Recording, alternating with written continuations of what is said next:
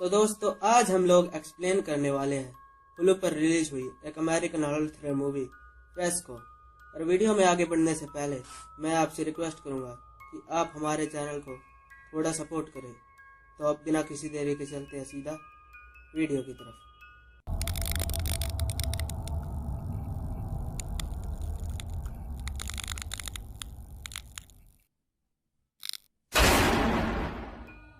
Movie की शुरुआत में हमें नोआ नाम की एक लड़की को दिखाया जाता है जो कि हर रोज अलग अलग डेटिंग ऐप्स पर अपने लिए एक परफेक्ट पार्टनर को ढूंढ रही थी, मगर उसे कोई भी अपने हिसाब का नहीं मिलता।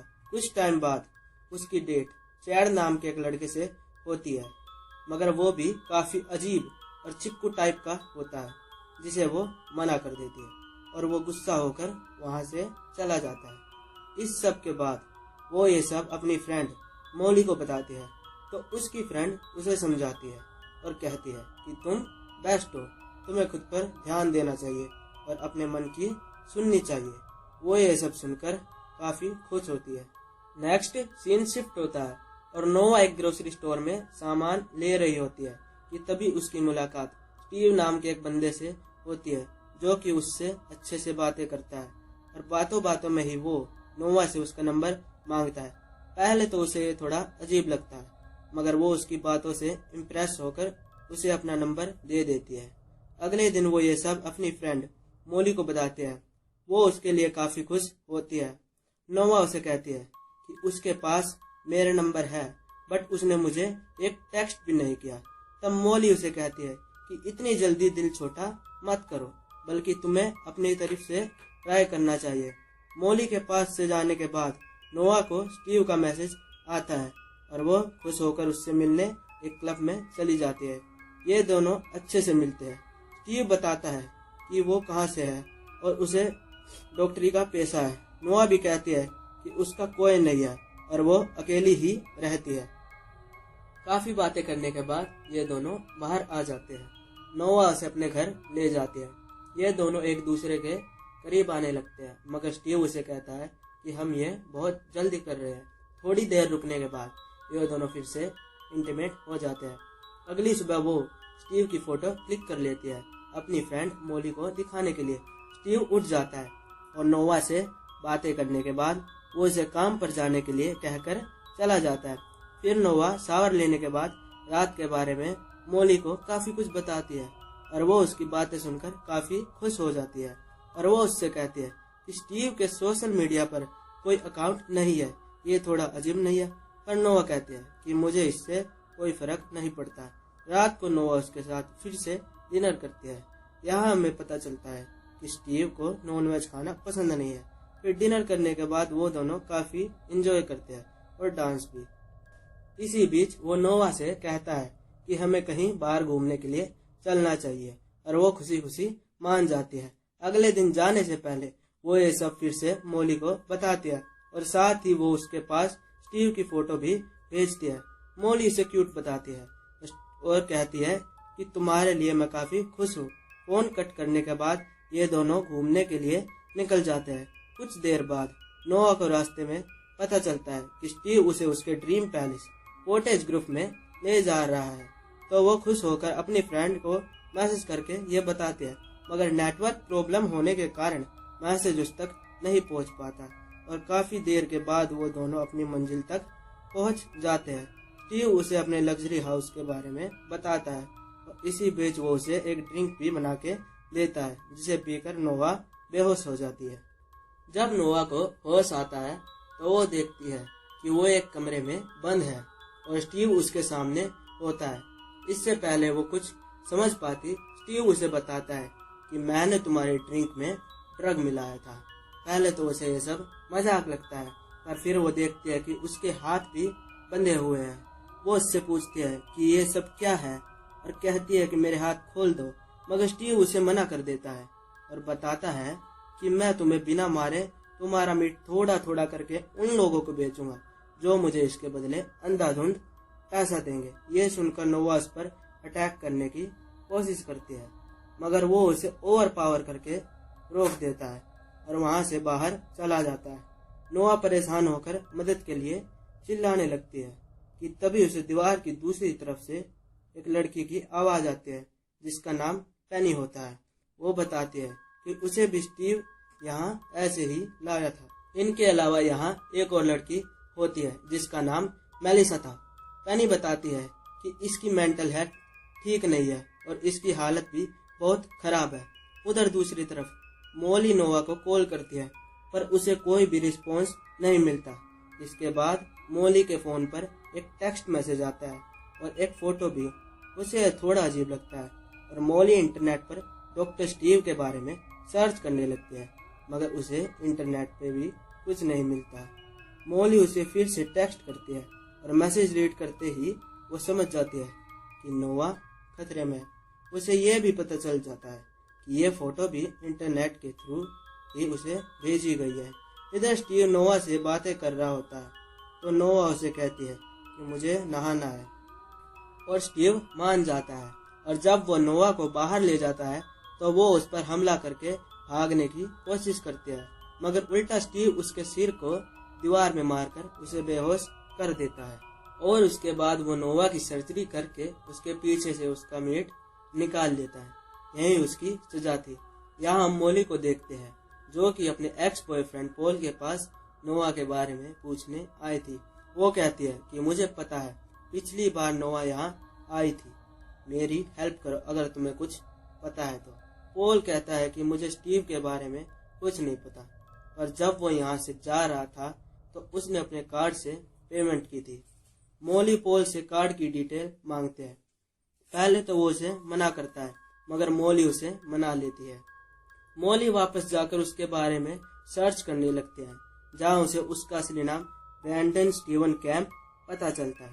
साथ ही उसे उसकी फैमिली और उसकी वाइफ एन के बारे में भी जानकारी मिलती है और वो ज़्यादा देर किए बिना स्टीव के घर पहुंच जाती है और अपनी लोकेशन पॉल को भी भेजकर अंदर जाने लगती है।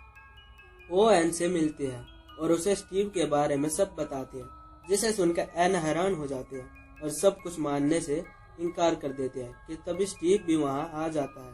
वो उसे देखकर कहती है कि मैं तुम्हें जानती हूँ और तुम्हारा नाम स्टीव है और नोवा के बारे में पूछने लगती है।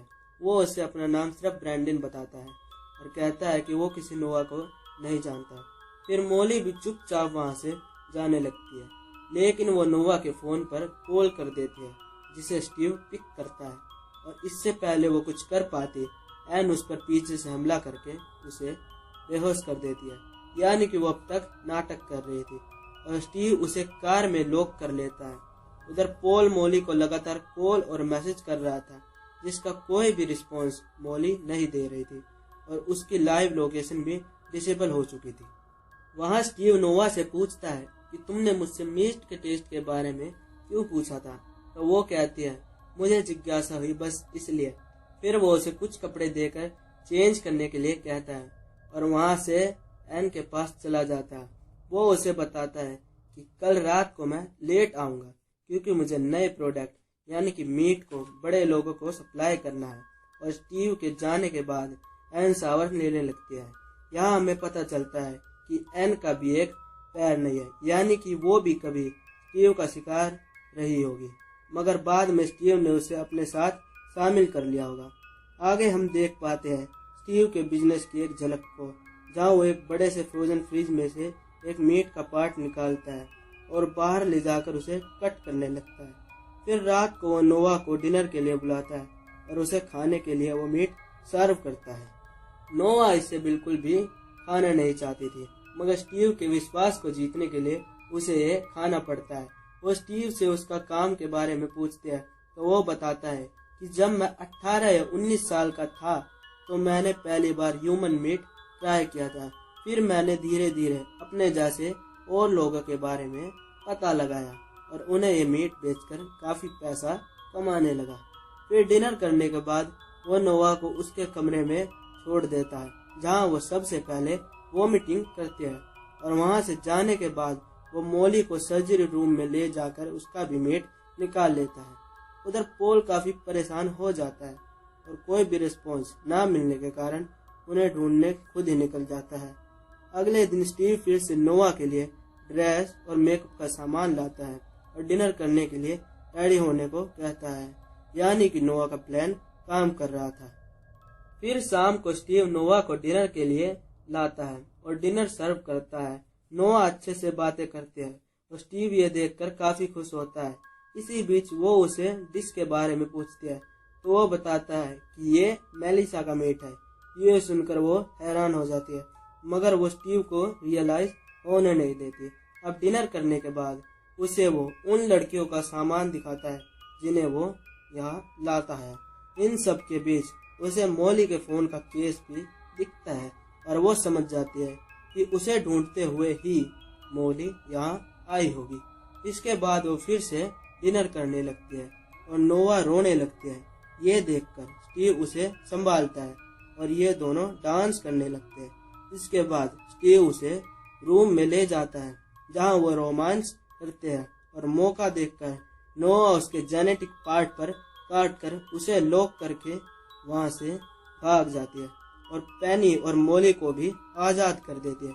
इधर स्टीव दूसरे रास्ते से बाहर निकल जाता है और उन्हें ढूंढकर उन पर हमला कर देता है, मगर वो किसी तरह से अपने आप को बचाकर उसे फिर से घायल कर देती है और वहाँ से बाहर निकल जाती है, मगर अभी भी वो उनका पीछा करता है। ये तीनों छिप जाती है, मगर वो नोआ को ढूंढकर उसे मारने लगता है और वो दोनों पीछे से आकर उसे पीटने लगती है और नोआ उसकी गन से उसे हेडशॉट मारकर खत्म कर देते हैं। अब यहाँ एन और उसका बॉडीगार्ड भी आ जाते हैं और वो घर की हालत देखकर समझ जाते हैं कि यहाँ क्या हुआ है और उन्हें स्टीव की बॉडी बाहर मिलती है, जिसे देखकर एन उसकी बॉडी को फ्रोजन करने को कहती है, यानी कि ये इसे भी बेचेंगे। रास्ते में नोआ को पता चलता है कि उसका फोन पीछे ही रह गया है और वो किसी की सुने बिना फोन लेने चली जाती है। वहाँ एन उसे देखती है और कहती है कि तुमने स्टीव को मारकर सही किया, और मौका देखकर वो नोआ पर हमला करके उसे मारने लगती है, क्योंकि ये जिंदा बची तो ये लोग भी फंस जाएंगे। लेकिन नोआ कार कीज को उसकी गर्दन में घुसा देती है और फिर भी वो नोआ को मार रही होती है, लेकिन तभी पेनी उस पर पीछे से हमला करके उसे मार डालते हैं। फिर ये तीनों यहाँ से चले जाते हैं और ये मूवी खत्म हो जाती है। मुझे मूवी काफी अच्छी लगी। साथ ही इस मूवी में कई जगह पर कॉमेडी एलिमेंट्स को भी डाला गया है, जो कि ठीक है। खैर, वीडियो पसंद आई हो तो चैनल को सब्सक्राइब करें और हमें सपोर्ट करें। हम मिलते हैं आपसे नेक्स्ट वीडियो में। तब तक के लिए